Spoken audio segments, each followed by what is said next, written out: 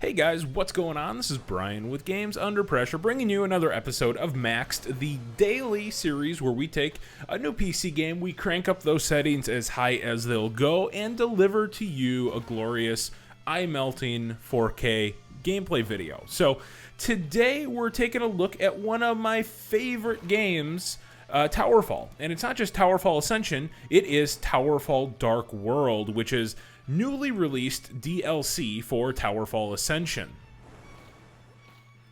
If you aren't familiar with Towerfall, you absolutely should be. Go on Steam, go on PlayStation 4, and download this game right now. It's really good. It's one of my favorite games of last year, Towerfall Ascension.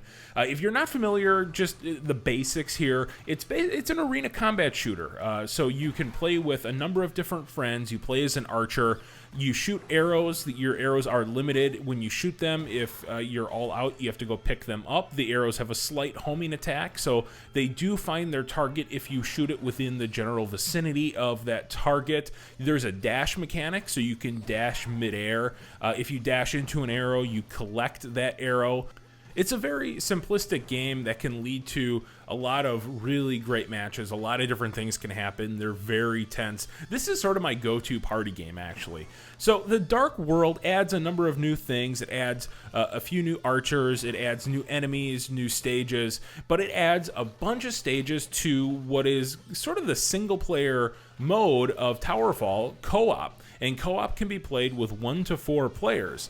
And what it is basically a number of different stages. The stages all culminate then in boss fights. And those boss fights are going to be the focus of this video.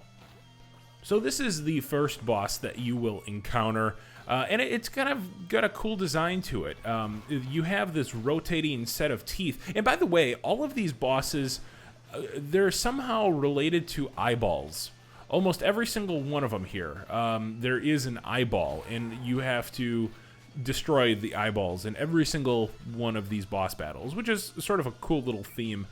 This is the first one, and you can see that it has those rotating teeth around it, so those are going to shield the boss from arrows, so you really have to either wait for the little half circle to move around and then just hit it, or move along with it, which can be a little tough with those projectile eyes that he's throwing at you. I found that the best strategy for this guy in particular is just to sort of stand off to the side. You can dodge that laser attack that he does every once in a while fairly easily, and you can also... The projectile eyes do get a little faster as the game goes on, but for the most part, they're very, very easy to avoid. At the very least, what you can do is shoot an arrow at one of them if you don't think you'll be able to avoid it. And this may look easy. I'm playing this on normal just for the sake of the video. If you crank it up past normal, it's actually fairly difficult. The stages are very difficult and the bosses are very difficult. But this is just to sort of show you the basic strategy, the basic attacks, and the look of these bosses, because I think the look of these bosses is really interesting. This whole DLC, it takes a much darker art style, art direction than Towerfall Ascension did. Towerfall Ascension, I wouldn't say it was a light game, but the color palette was bright in most cases, and it wasn't like too grungy, and this is just like very evil looking, which is cool. It's a neat direction, and the archer that I'm playing is actually this undead zombie girl, and the big art of her, she just has these dead eyes, and it's fairly cool. So Lady Abigail is the second boss, and again, you'll be able to see the eyeballs here. You have to shoot the eyeballs. She does these weird plant attacks from the bottom. They're very easy to avoid because they're telegraphed way ahead of time. The difficult thing about this boss fight, though, are those things that are falling from the sky, and they look slow, they look like they're easy to avoid, but those are little bramble projectiles. So whenever they land, wherever they land, they create those brambles, which stick around for about 5 seconds or so. And if there's 1 or 2 here, they're pretty easy to get around, But what happens is they start throwing more of those, and now you can see those creepy little fish things that blow up when they're hit. Now you're only now not only are you having to avoid the bramble, but you're having to avoid the tentacles, and you're having to avoid those explosive enemies. So it does get pretty hectic. However, this is probably the easiest boss out of all of them. As long as you're careful, sometimes you can even knock that stuff out of the air if you have a few extra arrows lying around. But it's fairly easy. You can see that in the span of probably just a minute or so, I've already taken off about half of its health. It mixes things up a little bit more, but for the most part, it's pretty cool. I like the design of this one too. I think the design of this boss is very neat. What I like about this DLC is, from an aesthetic standpoint at least, Matt Makes Games has really, I don't know, they've stuck with their signature look, their signature style. I mean, you can look at this immediately and tell, okay, this is Towerfall Ascension. But they actually, I mean, like, I like the grittiness and I like the creepiness of this compared to Towerfall Ascension. It's a fine line to walk to be able to mix things up visually, but also maintain that style. And I think that's a line that they walk pretty well here. I gotta say, I'm very happy with this design direction.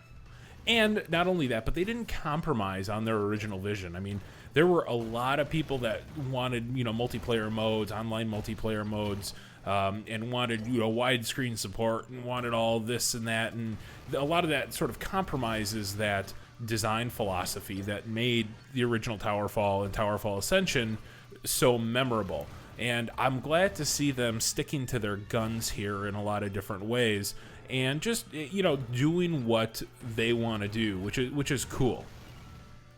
So I almost got this guy here. You can see that things are getting a little bit crazier with those vines popping up, and there's a lot more bramble things falling to the ground. And another thing, if you're not familiar with Towerfall, what you have to be careful about are the falling arrows as well.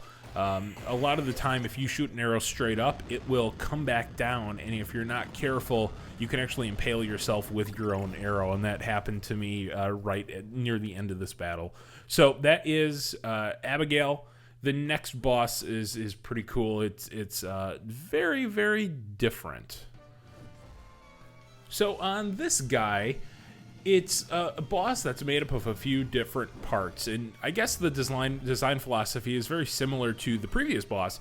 You have sort of the center point of that you have to destroy, and then you have these two ancillary things over to the right and the left. In this case, you have to destroy again that little eyeball-looking thing at the top of the skeleton, the top of the skull.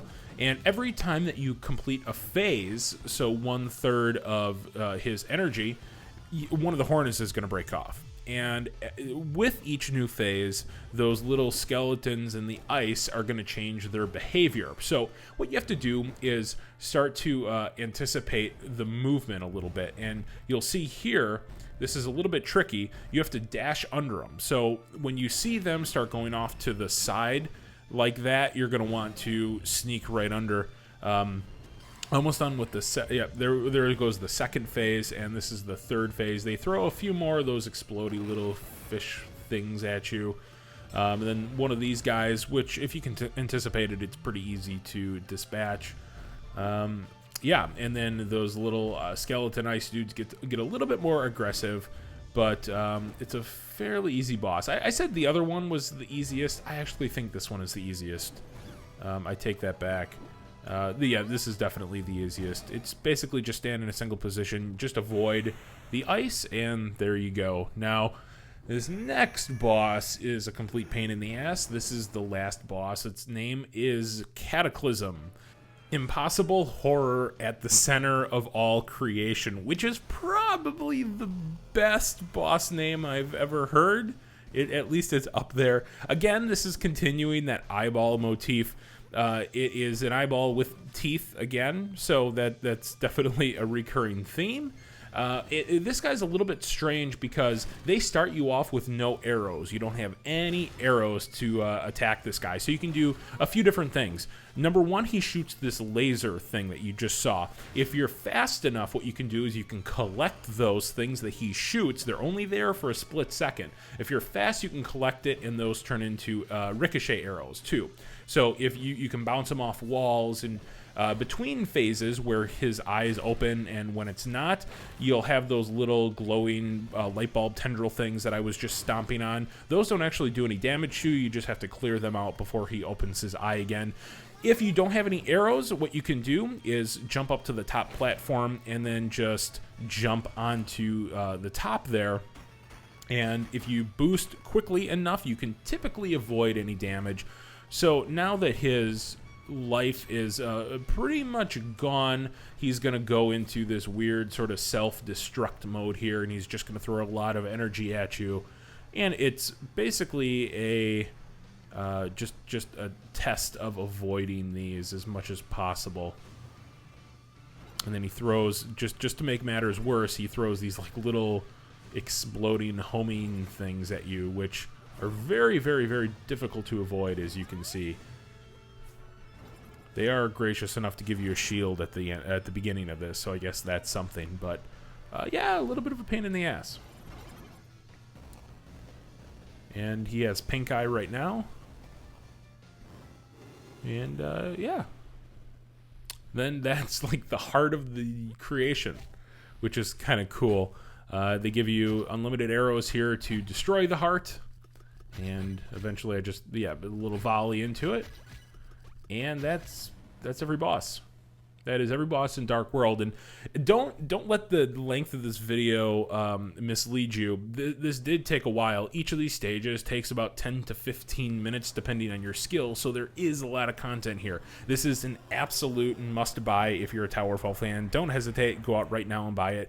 If you like videos like this, please subscribe. I'd really, really appreciate it. We do one of these every single day, so subscribe. You'll never miss anything. We're also doing maxed by request. So if you have a game that you think should get the maxed treatment, leave it in the comments below, and we'll try to get to all the requests that we can.